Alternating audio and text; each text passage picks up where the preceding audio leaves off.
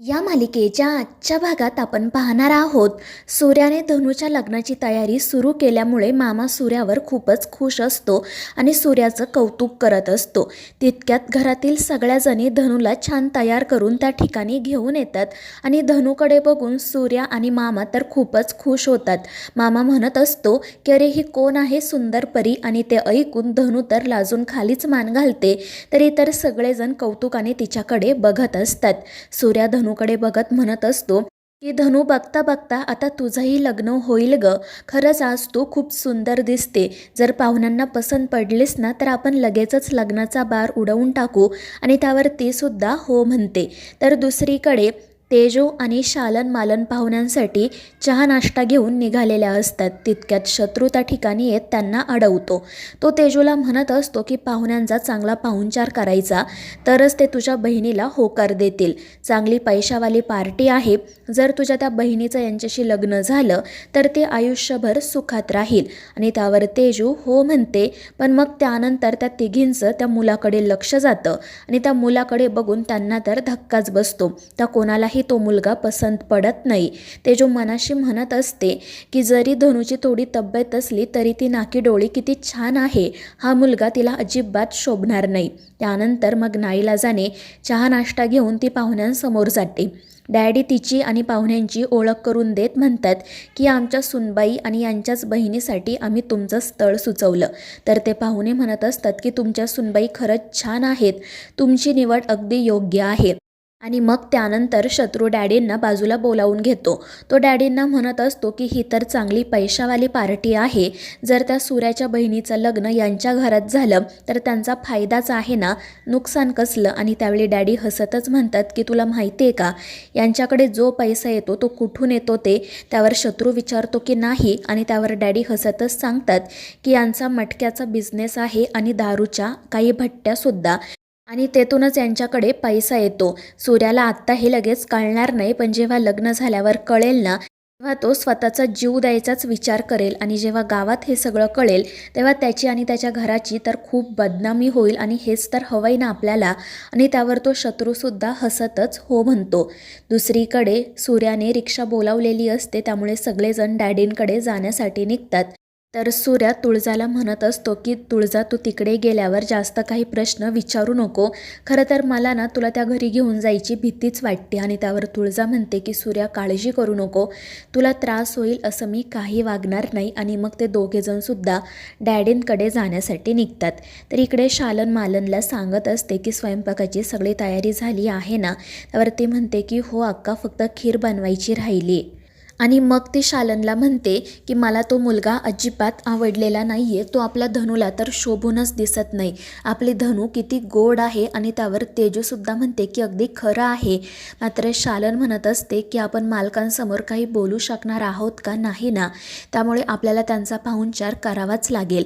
आणि मग त्या दोघीजणी बाहेर जातात आणि तेजू खिरीची तयारी करत असते।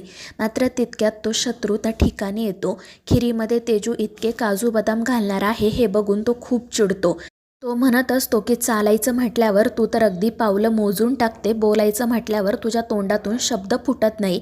इथेच खीर बनवायची म्हटल्यावर चांगले हात चालतायत ग तुझे, आणि एवढे काजू बदाम कशासाठी, तुझ्या त्या माहेरच्यांसाठी का, काय गरज आहे हे सगळं करायची। आणि त्यावर तेजू म्हणते की माहेरची लोक आपल्या घरी येणार म्हटल्यावर कोणत्याही बाईला आनंद होतोच ना। मात्र त्यावर तो शत्रू म्हणतो की तुझ्या त्या भावाला काजू बदाम खायचे असतील ना तर तो त्याच्या दुकानातून घेऊन खाईल, हे सगळं करायची काही गरज नाहीये। त्यावर तेजू त्याला समजवण्याचा प्रयत्न करते, मात्र तो शत्रू तेजूच्या हातावर जखम करतो, त्यामुळे ती रडू लागते। मात्र त्याला तिची थोडीसुद्धा दया येत नाही। उलट तो तिला सांगतो की ही जखम ना लपून ठेवायची, उगाच तुझ्या भावासमोर पट्टी लावून यायचं नाही। आणि मग तो तेथून निघून जातो। दुसरीकडे त्या मुलाच्या वडिलांना डॅडी त्यांची बाग दाखवत असतात। तितक्यात मग सूर्या त्याच्या कुटुंबासोबत त्या ठिकाणी येतो। डॅडी त्या सगळ्यांची ओळख करून देतात आणि सूर्याला त्यांना सुद्धा सांगतात की ही खूप मोठी पार्टी आहे, हे आमच्याकडे एका व्यवहारासाठी आले होते, तेव्हा आम्ही यांना धनुचं स्थळ सुचवलं। आणि मग त्यानंतर ते सगळेजण आतमध्ये जाण्यासाठी निघतात। आतमध्ये गेल्यावर जेव्हा तो मुलगा धनुला बघतो तेव्हा तो खूपच चिडतो आणि त्याच्या वडिलांच्या कानात काहीतरी बोलतो। तर इकडे इतर सगळ्या जणीसुद्धा म्हणत असतात की हा मुलगा तर फोटोत वेगळाच दिसत होता आणि आता कसा दिसतोय. मात्र त्यावेळी तुळजा त्यांना समजावते की कोणालाही त्याच्या दिसण्यावरून जज करू नये, आधी माणसाचा स्वभाव बघावा. त्यामुळे मग त्या सगळ्याजणी गप्प बसतात. तर इकडे तो मुलगा आणि त्याचे वडील काहीतरी कुजबुजत असतात. त्यामुळे डॅडी म्हणतात की जे काही असेल ते मोकळेपणाने बोला. मात्र तो मुलगा म्हणत असतो की आता काय मोकळेपणाने बोलणार, गोष्टच कुजबूज करण्यासारखी आहे ना. त्यामुळे सूर्या आणि डॅडी परत म्हणतात की जे काही असेल ते शांतपणे सांगा आम्हाला. आणि त्यावेळी तो मुलगा म्हणतो की आम्हाला वाटलं होतं की ही मुलगी तुमच्या सुनेसारखीच बारीक असेल, मात्र बघा ही किती जाड आहे, मला तर अजिबात शोभणार नाही. मी तर आमची फसवणूकच केली. आणि त्या मुलाचं असं बोलणं ऐकून सगळ्यांनाच धक्का बसतो. सूर्या तर खूप चिडतो. तो म्हणत असतो की पाहुणं हे काय बोलताय तुम्ही. तर तो मुलगा म्हणत असतो की मग काय चुकीचं बोलतोय मी, किती जाड आहे ही मुलगी, ही मला कशी काय शोभेल, हिच्यासोबत जर मी रील बनवली तर लोक मला अनफॉलो करतील. मला तर अशी मुलगी हवी होती जी एकदम बारीक असेल, मला बायको जशी हवी होती तशी ही नाही आहे. आणि ते ऐकून सगळेच जण खूप चिडतात. तर तो मुलगा धनूचा खूपच अपमान करत असतो. आणि मग शेवटी सूर्या चिडून म्हणतो की तुम्ही डॅडींचे पाहुणे आहात म्हणून मी शांतपणे बोलतोय. तुम्हाला जर मुलगी पसंत नव्हती तर तसं सांगायचं होतं, मात्र तुम्ही तिच्या शरीराबद्दल बोलायची काहीच गरज नव्हती. त्यावेळी डॅडी सूर्याला शांत राहायला सांगतात. मात्र सूर्या काही गप्प बसत नाही. त्या मुलाने धनूचा ज्या पद्धतीने अपमान केलेला असतो त्यामुळे तो खूप चिडतो. त्यानंतर डॅडींनी त्या मुलाचा जो फोटो सूर्याला पाठवलेला असतो तो फोटो सूर्या त्याच मुलाला दाखवत म्हणतो की हा तुमचाच फोटो आहे ना, पण तुमचा आणि या फोटोचा काहीतरी संबंध दिसतोय का. मात्र आम्ही तुम्हाला तुमच्या दिसण्यावरून जज केलं नाही, कारण आम्हाला माहिती आहे माणसाचं रंगरूप त्याच्या हातात नसतं. मात्र तुम्हाला माझ्या बहिणीबद्दल असं बोलायची काहीच गरज नव्हती. आणि यावरूनच ना तुमचे विचार कळून येत आहेत. आणि जर असेच तुमचे विचार असतील ना तर तुम्हीच माझ्या बहिणीला शोभत नाही हे लक्षात ठेवा. आणि मग तो त्यांना तेथून सरळ जायलाच सांगतो. त्यामुळे तो मुलगा आणि त्याचे वडील खूप चिडतात. ते डॅडींना म्हणत असतात की तुम्ही काय आम्हाला इथे अपमान करायला बोलावलंय का. तर डॅडी म्हणतात की आमचे जावई बापू जे काही बोलले ना ते अगदी खरं आहे, तुम्ही निघा आता. त्यामुळे ते दोघेजण रागातच तेथून निघून जातात. घडलेल्या प्रकारामुळे धनू रडतच सूर्याला मिठी मारते. पण शत्रूमध्ये पडत म्हणतो की तुम्ही त्यांचा असा अपमान करायला नको होता. किती पैशावाले लोक आहेत ते माहिती आहे ना, जर त्यांनी या पोरीच्या लग्नात आडकाठी आणली ना तर हिचं लग्नच होणार नाही. आणि ते ऐकून डॅडी म्हणतात की तुम्ही उगाच काहीतरी बोलू नका, जावई बापूंनी जे केलं ते योग्यच केलं. आणि मग ते नाटक करत अगदी सूर्याची हात जोडून माफी वगैरे मागतात.